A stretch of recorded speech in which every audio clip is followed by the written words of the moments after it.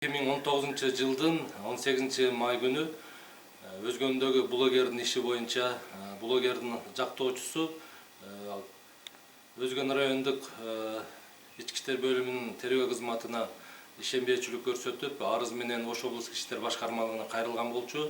Ош облустук иштер башкармалыгы анда козголгон кылмыш жаза кодексинин 266 беренеси боюнча кылмыш ишин Ош облустук иштер башкармалыгынын тергөө кызматына алдырып, кайрадан иштерди карап чыккан учурда чатакташкан эки тарап элдешүүгө келип, бүгүнкү күнү эки тарап бири-бирин кечиришип, алардын үстүнөн козголгон кылмыш иши кыскартылды. Бүгүнкү күндө блогер Кадырбек Бауыржан Абдумаликовичтин иши боюнча айтып өтсөм, Бауыржандын иши Өзгөн райондук ички иштер бөлүмүндө каралып жаткан болчу, бирок буга чейин бир канча жолу милиция кызматкерлери менен блогердин ортосунда пикир келишпестиктер болгондугунан улам мен Ош областык ички иштер башкармалыгынын атына арыз жазып, бардык кылмыш иш материалдарын бул жака алдырттык.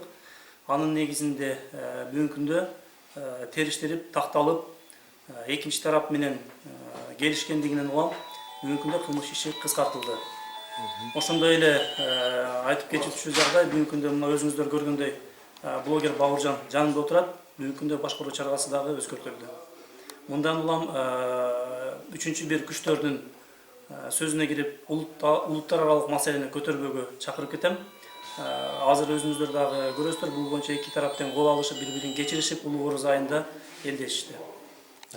Козголгон кылмыш кандай болду? Азыр бул блогер ушул жерден үйүнө кетеби же кандай болду? Кудай буюрса, козголгон кылмыш иши толугу менен бүгүнкү күндө кыскарды. Эң баштык беренеси боюнча кылмыш иш козголгон болчу. Экинчи бөлүм экинчи пункту менен ага менен арыз жазып биринчи пунктуна алып өттүк, биринчи бөлүмүнө. Элдешкендиктен улам анча оор эмес кылмыштын болуп эсептелгендиктен улам кыскартылды. Азыр Кудай буйруса ата-энеси да келген, ата-энеси эртең менен көрүп чыккан, кирип жазгы аткаруу мекемесине кирип, азыр биз менен чогуу, ата-энеси менен чогуу Кудай буйруса Өзгөн районунда үйүнө кетет. Бауыржан, сөз сизде. Ассаламу алейкум, кыргыз элим, амансыздарбы? Бардыгыңыздарга рахматымды айтам. Колдоо көрсөтүп, улуу Рамазан айында кайдыгер карабай, ушундай өздөрүңүздүн мага деп колдоо көрсөткөндөрүңүзгө мен терең ыраазычылыгымды айтамын. Башымды ийип, таазим кылам кыргыз элиме. Сиздин арызыңызды бул областта карап бир жакшы жака чечилиптир да. Сиздин оюңуз ушул. Мына райондо караганда сиз үчүн бир тупикке такалып калгандай болду эле да. Ушул менен баары. Демек, мына чындык бар экени да бир далилденип. Сиз ушул жердеги тергөөчүлөргө оюңуз кандай? Ушул мына кайры ишиңизге караганда.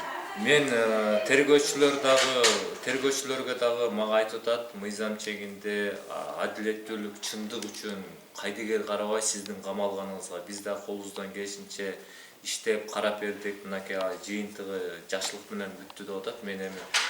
Мен ушул мына мамлекеттик кызматкерлерге 5 кол бирдей эмес.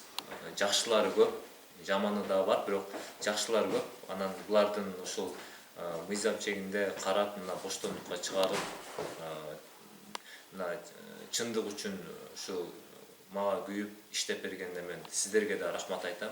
Мына ушу сиздердин окуяңыздарды бир пайдаланып, улуттук маселеге айландырган бир жарандарга кайрылып кетсеңиз. Мен эми ушул мисалы жоктон бар кылып, жок нерсени ушундай кылып деп бурмалап, бул жерде эми маселе мисалы просрочный продукция болуп атат. Андан сырткары жанагындай коомдук жайда оозгалык сөздөр менен жана арналыш секилди, анан именно мисалы улут аралык маселе жок. Эми ошону мен суранат элем, жанагы туура эмес түшүнгөн адамдарга улут аралык маселени көтөргөнүздөрдү мен суранат элем, башымды ийип таазим кылып суранат элем. Коомдук жайда кимдер гана болбосун, баарына мыйзам бирдей болушун жана элибизге эч кандай зыян бере турган иш аракеттер болбошун талап кылам мен.